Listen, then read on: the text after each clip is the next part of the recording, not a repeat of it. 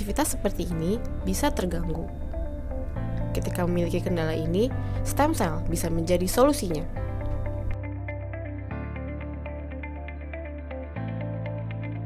Ya, stem cell atau namanya sel punca adalah sel yang mampu memperbaharui dirinya sendiri. Dia juga bisa berkembang biak, berproliferasi, juga bisa berdiferensiasi menjadi sel yang matur atau matang.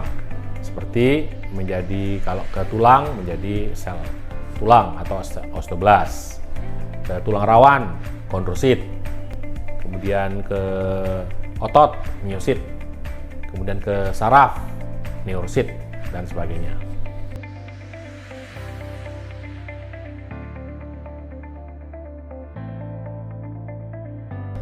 Konsultasikan keluhan Anda secara langsung kepada dokter-dokter terbaik kami untuk melakukan terapi stem cell. Produksi stem cell dilakukan di ITK Sel Punca RSCM yang bekerja sama dengan Kimia Farma. Pengobatannya pada tempat yang memang sudah ditunjuk dan mendapatkan izin untuk menyelenggarakannya. Untuk apa? Supaya lebih terkontrol dan juga lebih terjamin mutunya, yaitu mulai dari laboratorium pengolahannya ada izinnya, kemudian yang kedua GMP facility-nya oleh BPOM, kalau laboratorium pengolahan dari Kementerian Kesehatan, dan yang ketiga tempat pelayanannya itu juga mendapatkan izin dari Kementerian Kesehatan, dan yang keempat SDM yang melakukan, yaitu SDM di sini ada pada ininya dua, yaitu yang melakukan aplikasi klinis sesuai dengan kompetensinya, diakui oleh kolegiumnya masing-masing. Kemudian yang kedua adalah laboratory officer-nya yang melakukan pengolahannya. Pengolahan sel tersebut juga harus tersertifikasi dan kompeten. Implantasi stem cell dilakukan di SCMC RSCM Kencana.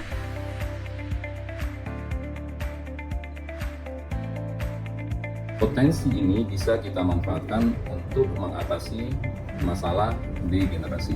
Misalnya degenerasi pada kulit, di mana kulit mengalami suatu pengeriputan karena degenerasi, maka stem cell dapat mengembalikan kulit yang mengalami degenerasi kembali tidak keriput, kembali dia cerah ya, dan bercahaya.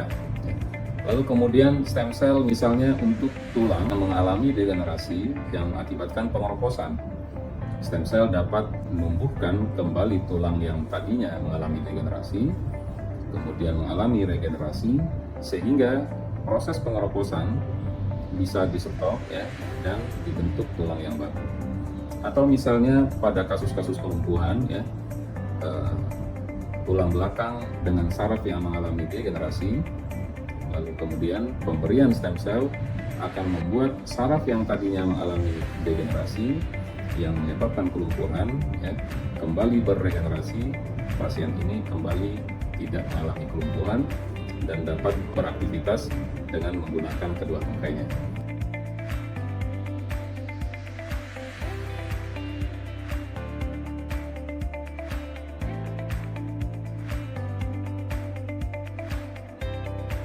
Setelah proses implantasi, pasien akan tetap dipantau oleh dokter penanggung jawab yang memonitor Anda sampai dipastikan merasa lebih baik dan dapat beraktivitas normal.